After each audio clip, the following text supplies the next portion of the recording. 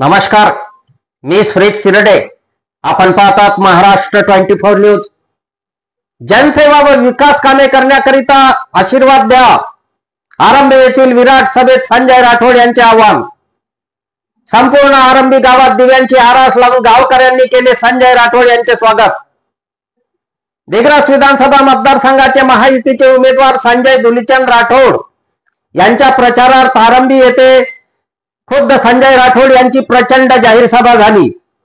या सभेला संबोधित करताना जनसेवा व विकास कामे करण्याकरिता पुनश्च आशीर्वाद देण्याचे आवाहन संजय राठोड यांनी केले. संजय राठोड यांची जाहीर सभा असल्याने आरंभी गावात नागरिकांनी दिव्यांची आरास लावली, तर अनेक ठिकाणी संजय राठोड यांना ओवाळण्यात आले. आरंभी येथील जिल्हा परिषदच्या शाळेसमोर विराट सभा संपन्न झाली. यावेळी जीवन पाटील, नामदेवराव खोब्रागडे, महादेवराव सुपारे, वसंतराव घुईकेंडकर, महेंद्र मानकर सभेला उपस्थित होते. संजय राठोड यांनी यावेळी सभेला संबोधित केले.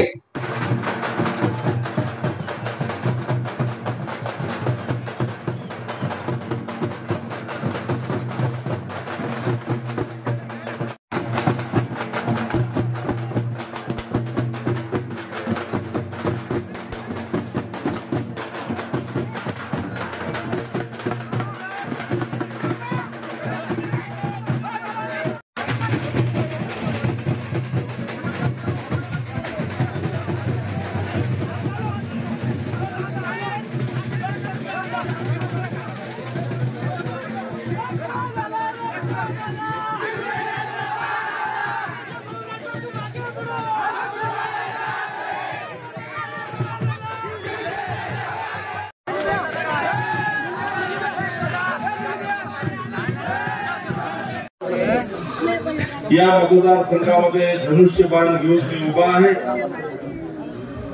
आणि आज आपल्या सर्वांना भेटण्यासाठी, आपल्या सर्वांसमोर बोलण्यासाठी आणि आपल्या सर्वांचा आशीर्वाद मागण्यासाठी या ठिकाणी मी आलो आहे. यापूर्वी सुद्धा आपल्या सर्वांचा आशीर्वाद सातत्याने माझ्यासोबत होता. परत या ठिकाणी या निवडणुकीच्या माध्यमातून आपल्या सर्वांचा आशीर्वाद या ठिकाणी मला हवा आहे. आपण सर्वजण भरभरून प्रेम आणि आशीर्वाद मला देता. या महाराष्ट्रामध्ये जे संजय राठोडचं नावलौकिक झालेलं आहे ते तुमच्यामुळे झालेलं आहे. तुम्ही आमदार आणि त्याच्यामुळे संजय राठोडची ओळख झाली. लाखो वेळा जरी तुमच्या सर्वांचे चरण स्पर्श करून पाया पडून मी आशीर्वाद जरी घेतले तरी या जन्मामध्ये संजय राठोड तुमच्या उपकाराची परतफेड करू शकत नाही. तुमच्या उपकारातून मुक्त होऊ शकत नाही. मग आपल्या सर्वांच्या उपकारात राहून आपल्या सर्वांची सेवा करणं, आपल्या सर्वांसाठी काम करणं हीच माझी जबाबदारी आहे आणि हेच कर्तव्य मी या ठिकाणी पार पाडतो आहे. माझा काही दावा नाही की या मतदारसंघात सर्व विकासाचे काम मी करून टाकले असतील. या राष्ट्रवादीचे नेते वसंतराव घुईकेंडकर यांचा माझा काही दावा नाही की या मतदारसंघामध्ये सर्व विकासाचे काम मी करून टाकले. परंतु नक्कीच हे मात्र मला माहित आहे की या मतदारसंघातल्या वेगवेगळ्या समाजाने, वेगवेगळ्या जातीने मला भरभरून प्रेम आणि आशीर्वाद दिलेला आहे आणि त्याच्यामुळे या मतदारसंघातला प्रत्येक घर, कुटुंब हा माझा परिवार आहे असं समजून मी या ठिकाणी काम करतो. तुमच्या कुटुंबातला मी सदस्य आहे म्हणून काम करतो. जनतेचा सेवक आहे म्हणून काम करतो. आपण सर्वजण जाणता की या मतदारसंघामध्ये एक सेवक म्हणून काम करताना आठवड्यातले पूर्ण दिवस मी जनतेच्या कामासाठी देत असतो. आणि त्या दिवसाला लोकांना भेटण्याचा प्रयत्न असतो. त्या दिवशी लोक जेव्हा येतात त्यांचं काम व्हावं असा माझा प्रयत्न असतो. बुधवार नेरला राहतो, शुक्रवार दिग्रसला राहतो, शनिवार दारव्याला राहतो, रविवार यवतमाळच्या कार्यालयात बसून लोकांची कामं मी करतो.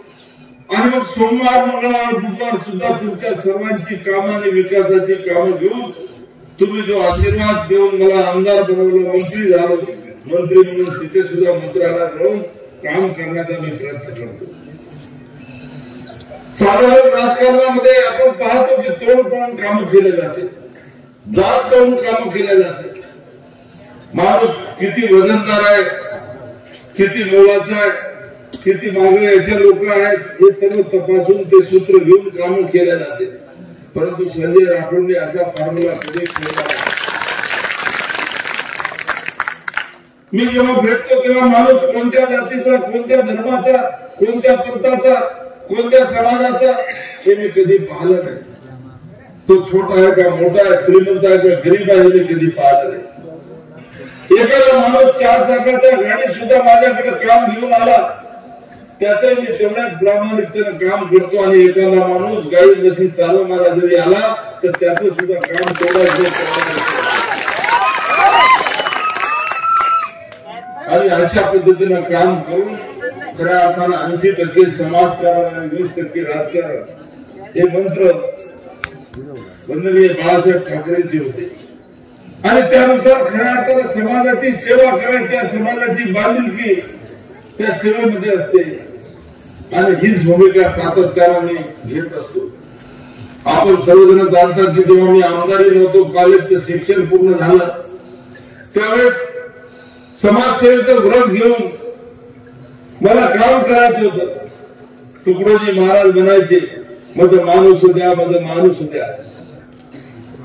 देवाला कोणी पाहिलं नाही, परंतु मनुष्यामध्ये देव आहे आणि मनुष्य सेवा ही ईश्वर सेवा आहे. ही भूमिका करून यवतमाळच्या सरकारी दवाखान्यामध्ये खऱ्या अर्थानं काम करायला सुरुवात केली. कारण त्या ठिकाणी येणारा माणूस मला माहित आहे की ज्याच्या खिशामध्ये पैसे आहेत त्याच्या घरातला कोणी आजारी पडला तर त्याला 10 मार्ग आहे, कारण पैसे आहेत. परंतु एखाद्या माणसाच्या खिशात पैसे नसले, राब कुटुंबाचं पालन पोषण करतो आणि कुटुंब चालवतो, त्याच्या घरातला कोणी जर आजारी झाला पडला तर असले नसले पैसे लावून टाकतो, इकडून तिकडून उधार आणतो आणि मग शेवटी पैसे संपले की सरकारी दवाखान्याचा रस्ता पकडतो. आणि अशा माणसाची सेवा म्हणजे तो माणूस द्या, म्हणजे माणूस द्या, तो माणूस त्या ठिकाणी दवाखान्यात सोडला. त्या ठिकाणी काम करत असताना आजपासून 28 वर्षापूर्वीची गोष्ट मी आपल्या सर्वांना सांगत आहे की रक्त चळवळीमध्ये मी काम केलं. रक्तदान हेच श्रेष्ठदान. यवतमाळ जिल्ह्यामध्ये सिकल सेल आजार हा विदर्भातल्या सर्व 11 जिल्ह्यामध्ये सर्वात जास्त रुग्ण हे यवतमाळला आहे. आणि मग या यवतमाळला जेव्हा सिकल सेल आजार असलेले लोक जात होते, पेशंट जात होते, अनेक वेळा रक्ताची टंचाई, रक्ताची चंचल भासायची. आणि मग त्यामुळे खऱ्या अर्थानं रक्तदान शिबिरामध्ये काम करत असताना मी माणुसकीचा धर्म शिकलो. वेगवेगळ्या समाजाचे, वेगवेगळ्या धर्माचे, वेगवेगळ्या जातीचे लोक त्या ठिकाणी रक्त द्यायचं आणि मग रक्त त्यांचे जमा करून त्या ठिकाणी मेडिकल कॉलेजला किंवा दवाखान्यात आम्ही जायचो.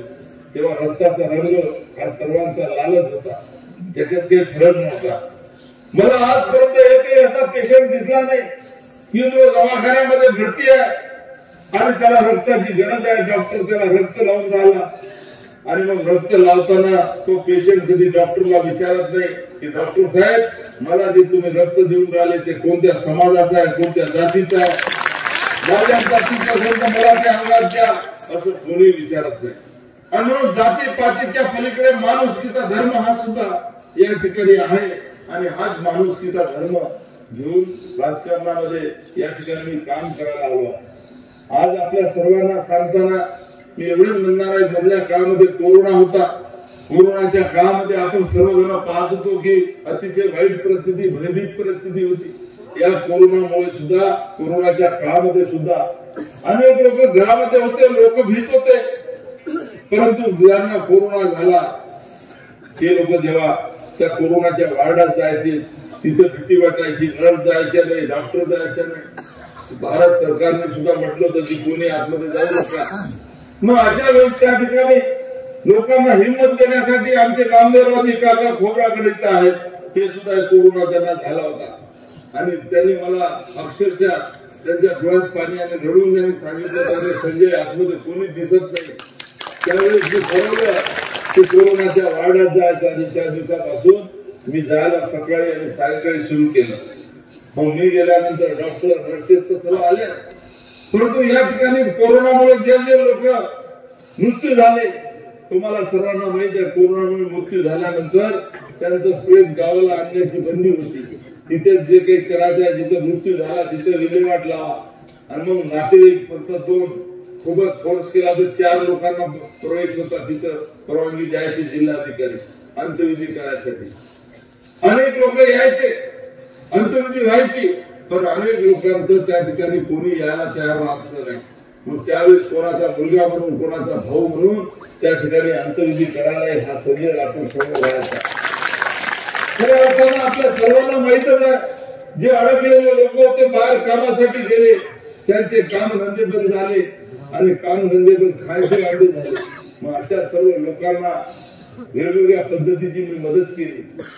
अनेक अन्नछत्र 15 महिने चालवलं, साबण वाटले, सॅनिटायझर वाटले, मास्क वाटले.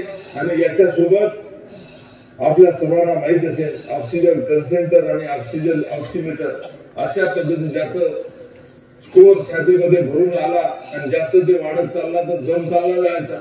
अशा पद्धतीने त्यावेळेस मी काम करणारा कार्यकर्ता होतो.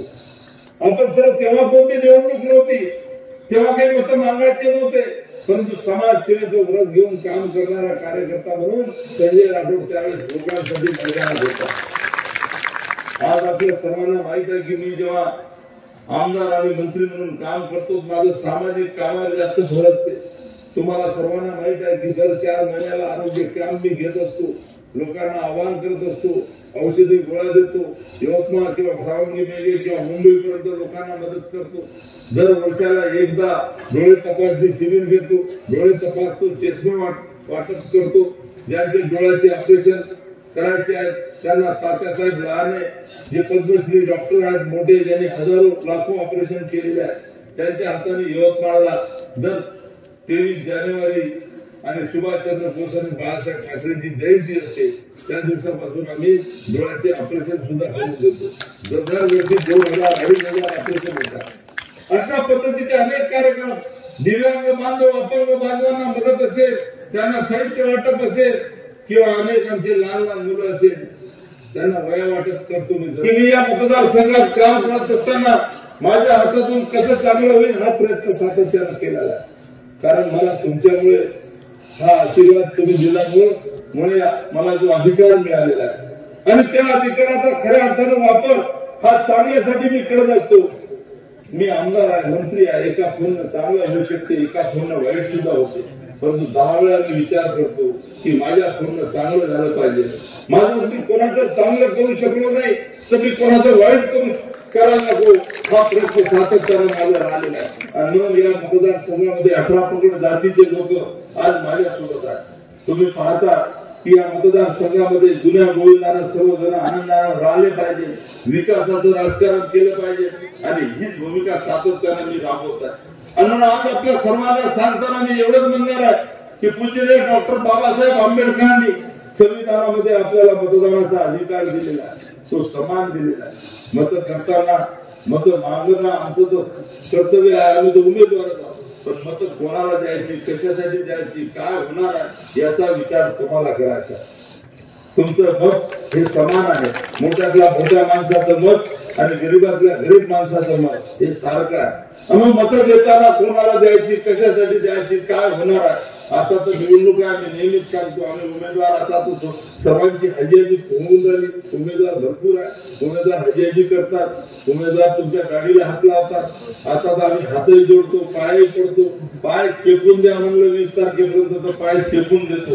कारण निवडणूक आहे, पण 21 तारखेला खऱ्या अर्थानं उमेदवारचा रंग बदलून जातो, स्वभाव बदलून जातो, वागणं बदलून जाते, पण त्यामधला संजय राठोड नाही. तुम्ही सगळे पाहिलेला भूमिका सातत्यानं राहिलेली आहे. आणि मग सेवक म्हणून काम करत असताना या ठिकाणी मतदारसंघामध्ये सर्व विकासाचे कामं करण्याचा आम्ही प्रयत्न केलेला आहे. आपण सर्वजण जाणता की या निवडणुकीमध्ये खऱ्या अर्थानं आपल्या सर्वांना आज मी एवढंच म्हणतो की आपल्या त्या महाराष्ट्राच्या राजकारणामध्ये चढ उतार झाले. तुम्हाला माहित आहे, मागच्या वर्षी जसं ते निवडून आलो, मागच्या पंचवार्षिक योजनेत, तेव्हा आपल्याला सर्वांना माहित आहे निवडून आल्याबरोबर महाराष्ट्राचं राजकारण अस्थिर होतं, सरकार स्थापन होत नव्हतं. मग त्याच्यामध्ये बराच वेळ गेला. त्याच्यानंतर पहिलं सरकार, दुसरं सरकार आणि त्याच्यानंतर मग कोरोना लागला. म्हणजे 3 वर्ष काही करता आलं नाही. आणि मग त्याच्यानंतर तुम्हाला सर्वांना कल्पना की आम्ही गुवाहाटीला गेलो आणि एकनाथ शिंदे साहेबांच्या नेतृत्वात महाराष्ट्रात सरकार स्थापन केलं. आणि खऱ्या अर्थानं विकासाचे काम तेव्हापासून सुरू झाले. आज 2.5 वर्षामध्ये जवळपास 3000 कामं या ठिकाणी मतदारसंघात तुम्ही मागितलेली, तुम्ही सुचवलेली, तुम्हाला गरज असलेली कामं संजय राठोडने या ठिकाणी मंजूर केलेली आहे. आणि म्हणून आपल्या सर्वांना मला या ठिकाणी एवढंच म्हणायचं आहे, शेवटचे 5 मिनिटं आलेले आहेत आणि या 5 मिनिटात मी आपल्या सर्वांना एवढंच म्हणणार आहे की कोणत्याही भूलथापाला अपप्रचाराला बळी पडू नका. काहीच कामं झालेली आहेत, काहीच कामं होणार आहे, परंतु खोटं नाटक बोलल्या जाऊन आलं. या मतदारसंघात अनेक गोष्टी करायच्या आहेत. मी माझं स्वप्न विकासाचं जे आहे ते घराघरामध्ये आनंद आणि समृद्धी, नांदणी पाहिजे समाज या ठिकाणी घर कोणाचे असेल, कोणत्याही समाजात असेल, गरीबातल्या गरीब माणसाचं असेल, हे आम्हाला करायचं आहे. आणि म्हणून आपल्या आशीर्वाद मागताना मी एवढंच म्हणणार आहे की कुठे गावागावातून आपण सर्वजण आले आहात. अनेक वेळा मी गावात जातो, लोक म्हणतात भाऊ तुम्ही तर चांगले आहे म्हणते, पण तुमचे कार्यकर्ते त्याच्या आगमतात असतात. परंतु ही काही निवडणूक कार्यकर्त्याची नाही, ही निवडणूक संजय राठोडची आहे. आपल्या सर्वांना मला एक अनुभव असं सांगा की कोणी माझ्याकडे आला कामासाठी आणि मी त्याला असं म्हटलं की अरे आमच्याचा फोन लावून मी विचारतो तू आला, तुझं काम करायचं का नाही. मी असं कधी म्हणलं नाही.